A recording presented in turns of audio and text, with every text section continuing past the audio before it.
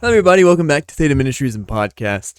I'm your host, Wes, and I wanted to run on here and make a quick episode real quick. I've been doing a lot of thinking recently. I got excited to make this episode.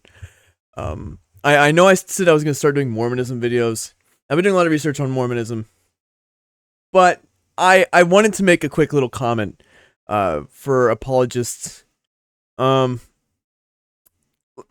being an apologist myself, I've been looking back into skeptics' arguments against Christianity, and none of them are good at all. They're terrible, and 99% of them are just emotional, are ad hominem and ad hocs, and the rest of them are just I don't know.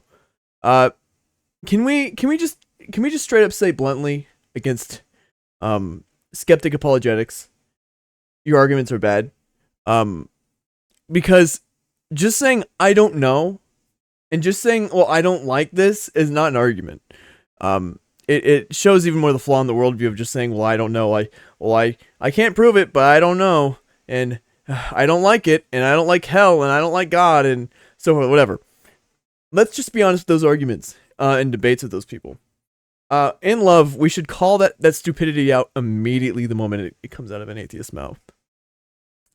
I was talking to, got a water over here.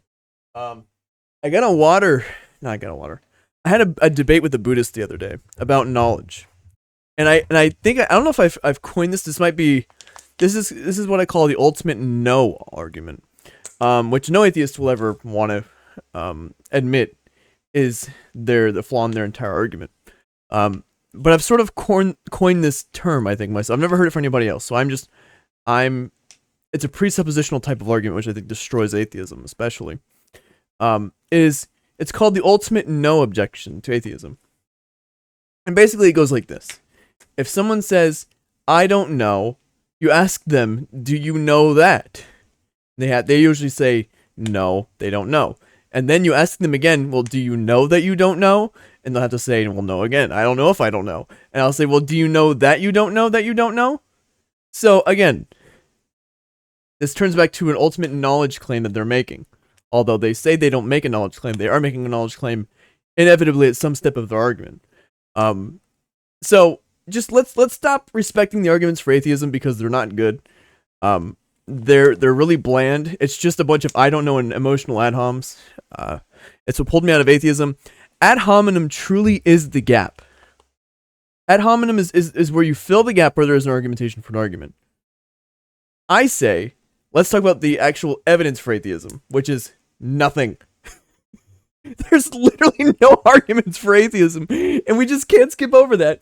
And yet, we'll call them anti-theists.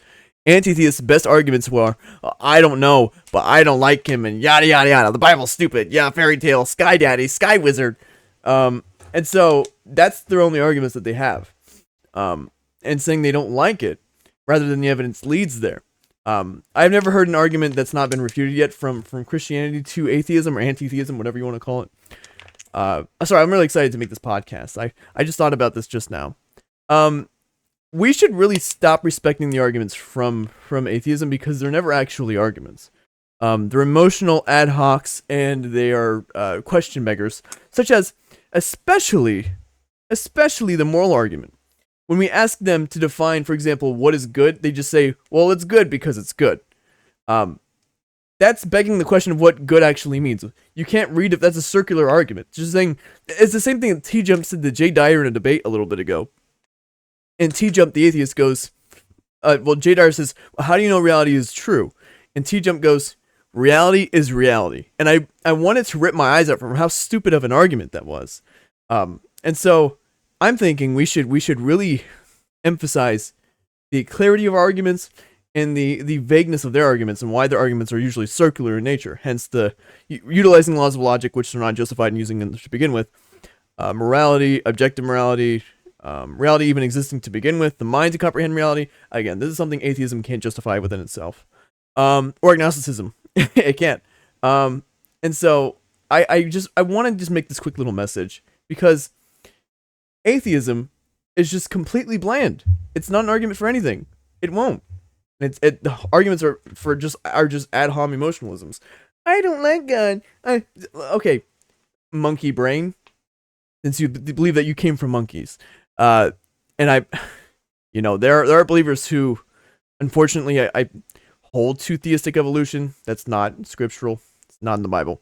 Being that I was an atheist for over a decade, I'm really good starting to see the question begging circular nature of every atheist arguments. They're appealing to most things that they cannot justify, like I mentioned earlier. Anyway, I talked really fast for this whole video. I was just really excited to make this because I thought this was something we needed to really talk about. Yeah, stop giving arguments to the atheists in a leeway fashion, because if you grant them things that they technically can't grant for themselves in their own worldview, but it's hard to phrase that. If you keep on giving them leeway and granting them the position that they're not technically epistemologically allowed to grant themselves, then you're letting them win the debate without having the right to win the debate. They lost the debate already, given their own worldview. Their worldview doesn't grant them logic. Their worldview doesn't grant them objective morality. Their worldview doesn't grant them epistemology. Their worldview doesn't grant them even the concept of a mind to comprehend all of those things. So stop granting them arguments like saying, well, I don't like God because he's not good. Well, I'm like, first of all, how do you know your mind exists to even comprehend both of those concepts you just said you don't like? First of all, second of all, if you don't like something, that means it's all subjective. And that's including morality. So doing whatever you want doesn't even matter because it's all subjective anyway. So it's a constant circular argument that we Christians need to stop granting these atheists who can just keep on taking it. Because I used to be an evidentialist as well, and I realized evidence is really interpreted by paradigms. To an atheist, if you just present them evidence, like evidence for the resurrection, they'll be like, well, that's not enough evidence. And you have to ask them, well, how much is enough evidence? And well, it's got to be extraordinary evidence. I'm like, well, how much is extraordinary evidence? They won't define that. They'll say, well, unless it's reasonable. I'm like, well, what's reasonable? Extraordinary. But what's extraordinary? Reasonable. What does that even mean? Can we just talk about that openly as Christians? What the hell does that mean? Reasonable, extraordinary, but can I get like a number, please? And then most of them take the position anyway. If you were to ask them, if Christianity were true, would you become a Christian? They usually just say no anyway. So it's almost like talking to a brick wall. They don't want to believe it. So stop granting them arguments that are part of our worldview that they can't grant for themselves. So we, by definition, have already won the debate. They're just refusing to accept it. And that's why it's mainly an anti-theist approach that they take instead of an actual atheist approach.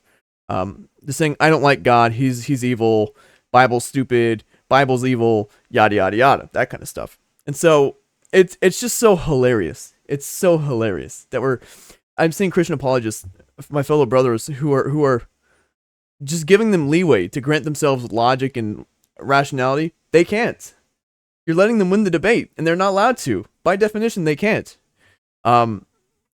So let's actually start to hone in on the presuppositions of people who are debating, not just throwing evidences out in a debate and hoping they'll do what they will. To an atheist, that doesn't matter.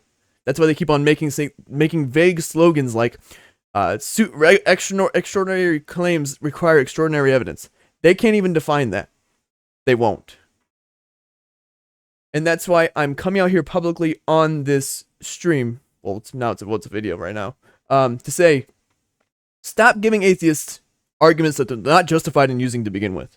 Because in their worldview, the mind doesn't exist to comprehend rationality or the laws of logic. So, that was just a quick message.